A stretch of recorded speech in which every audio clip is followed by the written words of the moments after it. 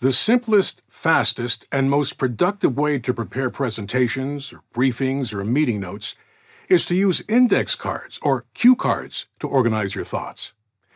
In an earlier video, we talked about the benefits of delivering one thought at one time. Well, now, I'm going to share with you a strategy that's consistent with our philosophy of one thought, one time. Identify one thought at one time, and then capture that single thought on an index card. One thought, one index card. The beauty of this approach is that it frees you from the need to prepare your content in a flowing, logical manner. With each card containing only one thought, it's easy to remove and place somewhere else. Index cards in place, start preparing your presentation, but don't begin with the introduction. We start by defining our purpose of the presentation.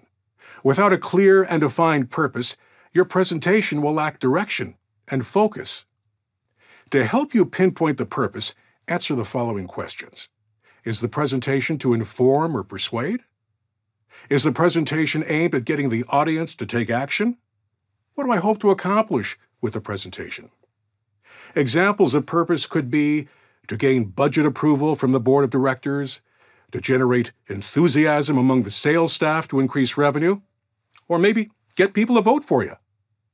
When you've identified your precise purpose, write it on an index card labeled Purpose. Then set the card aside for use as reference. Next, move to the middle to create your main ideas. Main ideas are the 3 or 4 principal points you want to communicate to your audience.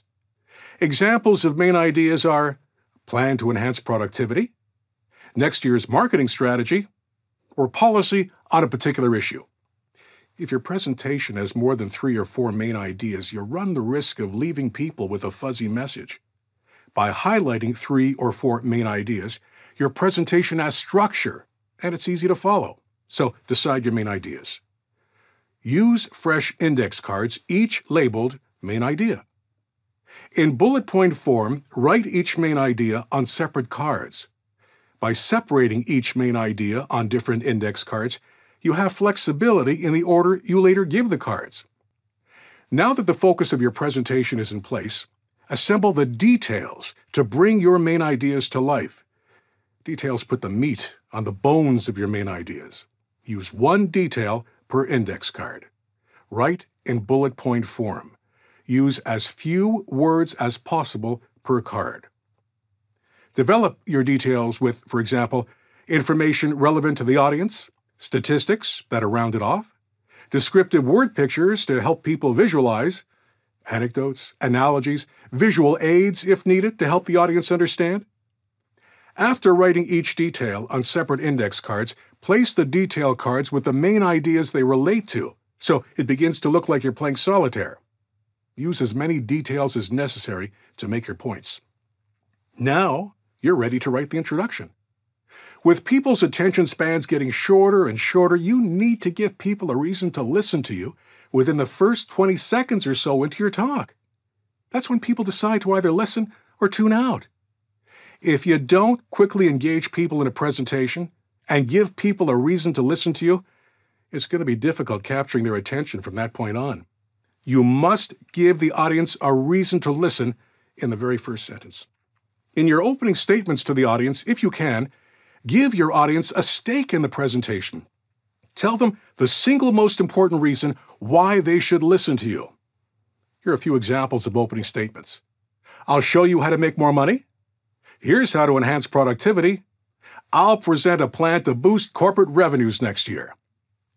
Do not open your presentation with an apology like, I know you're all busy, so I'll try not to waste much of your time. Apologetic presentations like, I'm sorry I lost my place, makes the audience feel very uncomfortable. Open your presentation with energy and enthusiasm, and you'll capture the audience's attention. Now, it's time to create the conclusion. Interestingly enough, conclusions are often the part of the presentations that people remember best. The conclusion, therefore, offers opportunity to stress benefits and wrap up your presentation in a clear, succinct manner. The conclusion, by the way, is not the place to introduce new information. End your presentation by briefly reiterating your main ideas.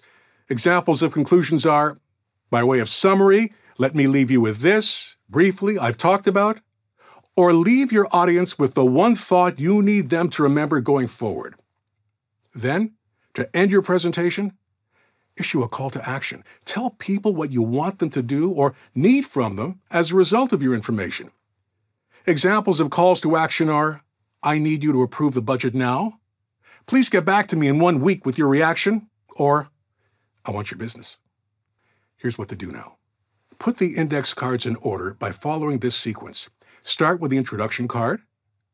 Then go to your first main idea. Support that main idea with its details in the appropriate order. Then go to your next main idea, followed by its details. After sequencing all main ideas and details, end with the conclusion card. Review the first card you wrote, the purpose card, to ensure you've achieved your objective in writing the presentation. Because you have few words on each card, you'll be speaking extemporaneously. That way, your natural style will come through. Now, for some people who prefer to use a text when they present, the index card approach offers a concise, coherent first draft of the presentation. All that's required is to turn the index cards into prose if that's the preferred method of delivery. Let's talk for a quick moment about knowing what to say when you're not prepared. Again, there's really no substitute for preparation, but sometimes we just don't have the benefit of preparation time. In circumstances where you have minimal time, grab a piece of paper or a napkin, jot down 3 or so key points or main ideas, line them up side by side, and then, just like before, add details to each main idea. Once you're done, identify what means most to the people in the room and work it into your introduction. It's the same for the conclusion. Jot down the one thought you want people to remember, and if there is one, issue a call to action. Now you know what you want to say. To be a confident communicator, you need to say it like you mean it.